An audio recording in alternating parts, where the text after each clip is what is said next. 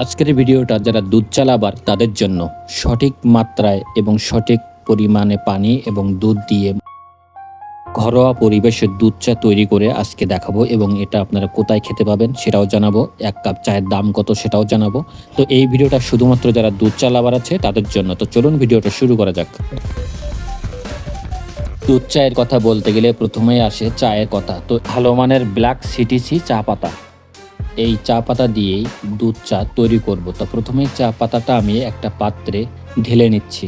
দুধ চায়ে সঠিক পরিমাণে মশলা মেশাতে না পারলে তার গুণাগুণ নষ্ট হয়ে যাবে এবং তিতো হয়ে যাবে। তো সঠিক মাত্রায় কিভাবে আমি আপনাদেরকে দেখাবো যে দুধ চাইতে কি পরিমাণ মশলা আপনারা দিবেন এবং কতটুকু দিবেন এবং কিভাবে দিবেন। প্রথমে 2টা এলাচ, লবঙ্গ, আদা, 2টা গোলমরিচ নিয়ে নিতে হবে।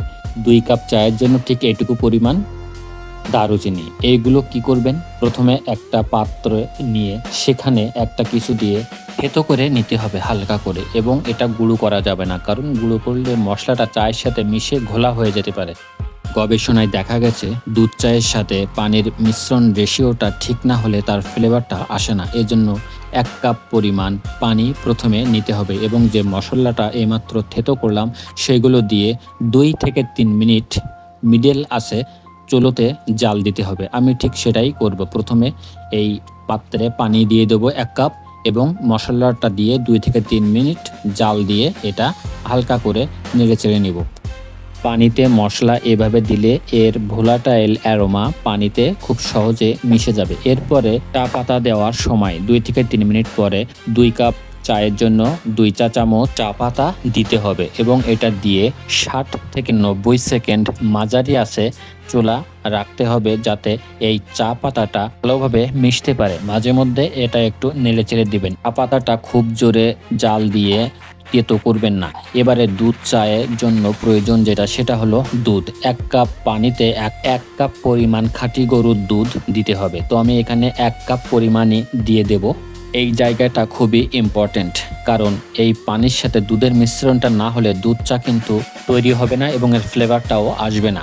এখন সবথেকে ইম্পর্টেন্ট ব্যাপার হলো এখানে চিনি মিশ্রণ। কখন চিনি দিবেন, তো ঠিক এই দুধ দেওয়ার পরই চাহিদা অনুযায়ী, অর্থাৎ আপনি যেমন মিষ্টি খাবেন তেমন দিবেন। তো আমি এখানে 2 কাপ চায়ের জন্য 2 চা চামচ পরিমাণ চিনি দিয়ে দিচ্ছি। যারা বেশি খান তারা 3.5 চামচ বা 4 চামচও দিতে পারেন। চিনি দিয়ে এটা ভালোভাবে নেড়ে চেড়ে নিতে হবে, যাতে চিনির সাথে চায়ের মিশ্রণটা ভালোভাবে হয়। এবারে সব থেকে ইম্পর্টেন্ট, দুধ চায়ে যখন সুন্দর বাদামি বা ক্যারামেল রঙের হবে এবং চায়ের সুবাস বের হবে, তখন কম আঁচে আরও 30 থেকে 60 সেকেন্ড এভাবে জাল দিয়ে রাখতে হবে। অনেকেই ধারণা করেন যে যত বেশি ফুটবে তত ভালো চা হবে। আসলে এটা ঠিক নয়। এতে চায়ের সঠিক মাত্রা নষ্ট হয়ে যায় এবং তিতো ভাব চলে আসে। চা তৈরি করার সময় চায়ের পাত্রের দিকে একটু খেয়াল রাখবেন যেন বাদামি কালারটা চলে আসে এবং অনেক বেশি জাল দিয়ে যেন তিতো হয়ে না যায়, এতে মুখে বিরুচির ভাবটা চলে আসবে। সঠিকভাবে চা তৈরি হয়ে গেলে এখানে আপনারা জালটা বন্ধ করে দিবেন। এবারে সময় এসেছে চাটা ছেঁকে নেওয়ার। তো যেহেতু এখানে আমি 2টা কাপ রেডি করছি এবং চা ছাকার জন্য পাত্র রাখছি, হাঁড়ি থেকে আমি চায়ের কাপে দুধ চাটা ছেঁকে নিব। ভিউয়ার্স, যারা যারা এরকম মশলাযুক্ত খাঁটি গরুর দুধের দুধ চা খেতে চান তারা কমেন্ট করুন। তো এটাই হলো সেই মশলা দিয়ে দুধ চা, খাঁটি গরুর দুধ চা তৈরি। তো আপনারা কিভাবে খাবেন, কোথায় পাবেন এবং চায়ের কালারটা একটু দেখুন, তাহলে ভাবুন এটা কেমন টেস্টি হবে।